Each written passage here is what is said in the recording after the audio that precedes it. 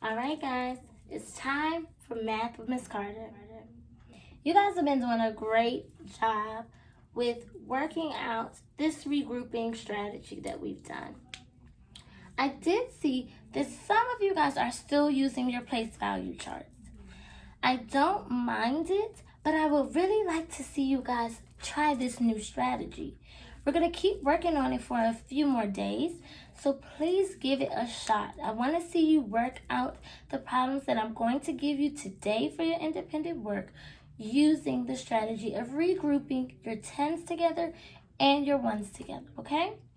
And if you're having trouble, like I always say, reach out to me. Have your parents send me a message on Dojo or directly to my cell phone, okay?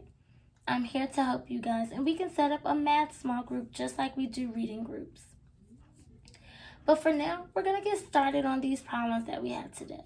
Today, we're going to work on just 3 problems together. So make sure you're paying attention and keep your focus. Click those listening ears on, and let's get started. All right, so our first problem is 29 plus 67. And as always, we're going to split our numbers into 10s and 1s. That's what this strategy asks us to do. So it doesn't matter which number we start with. We can do 29 or we can do 67. I'm going to start from the left and just work right today. So that means I'm starting with the number 29. So I'm going to put my 2 arrows to show like an upside down number bond. And then we're going to break it up. How many 1s are in the number 29? Well, I see I have a 9 in my 1s place, so that must mean there are 9 1s. Now, how many groups of 10 do I have? Well, I have a 2 here, so that means I have 2 groups of 10, but can I put a 2 there? Because remember, this is just like a number bond, so we need a part plus a part to equal our whole. Our whole is 29. If I put 2 here, does 2 plus 9 equal 29? No, it doesn't. So I can't put a 2 there. I've got to put the value of that digit. And the value of this 2 is telling me I have 2 groups of 10, so I'm going to count by 10s 2 times. 10, 20. The value of that 2 is 20. So I'm going to put a 20 here. And then I'm going to do the same thing for 67. So I have 7 1s, 6 groups of 10s, which gives me 10, 20, 30, 40, 50, 60. Then I want to add my 1s together. Because 1s can add up to more than 9, and it will give us a 10, another group of 10. So if I added up my 10s first, it might change once I add up those 1s. So I'm going to always add the 1s first. 9 plus 7. Remember I told you when you're adding your 9s, add a 10 and then take 1 away in your mind, okay? So 10 plus 7 would be 17. Quick, we know that. Then take 1 away. 17 take 1 away is 16. So 9 plus 7 gives us 16. And then we're going to bring down our 10s. So I have 20 plus 60 plus 16. But there's another number that has 10s and 1s. And we need to separate our 10s and 1s. So 16 will break down into 6 1s. 1 group of 10 gives us just 10. So now we have 10s and 1s all separated out from each other. So now we can add everything together. 20 plus 60, easy way to figure that out is 2 plus 6, that equals 8. So 20 plus 60 equals 80. 80 plus 10 equals 90. And then 90 plus 6 more gives us 96. So the answer to this is 96. And if you need to have a little piece of paper on the side to work this out, you can do that. Whatever you need to do to help you guys understand this better, we can do. Let's try another one, okay? The next problem is 48 plus 34. So we're going to separate them again. And this should be becoming a little bit more natural for you guys as you're doing it at home if you've been practicing this strategy all week. If today is your first day doing this strategy, don't worry. We're going to get it together, okay? So 48. I have 8 in my tens column, in my ones column, so that means I have 8 ones. The value of that 8 is just 8. But the value of this 4, 4 groups of tens is 10, 20, 30, 40. So now I have 40 plus 8. And a good way to check that, because it's a number bond, a part plus a part equals a whole. Does 40 plus 8 equal 48? You can check it really quickly if you need to. Put 40 in your head and count up 8 more. What'd you get? Exactly, 48. Let's try it again with 34. So I have 4 ones, 3 groups of tens, which gives me 30. Seems easy enough.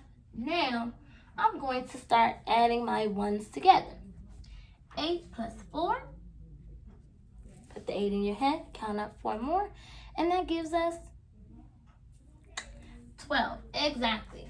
So now I have 12, and then I have 40 plus 30. And remember, I crossed out that 8 and that 4 to show what 2 numbers made that 12. But then, I'm looking at my 12, and I see there's something in that ones column. And for all of these, I want a 0 in that ones column. So I'm going to have to break my 12 down. And that breaks down to a 10 plus a 2. So then I just bring my 40 and my 30 down. And now I can add all the way across. 40 plus 30 is just like adding 4 plus 3. And we know that is 7. So 40 plus 30 gives us 70. And then we want to add 10 more, which would be like adding a 1 to a 7, which is 8 or 80. So 40 plus 30 plus 10 more is 80 plus 2 equals 82. So we now know 48 plus 34 equals 82. Let's move on to another problem.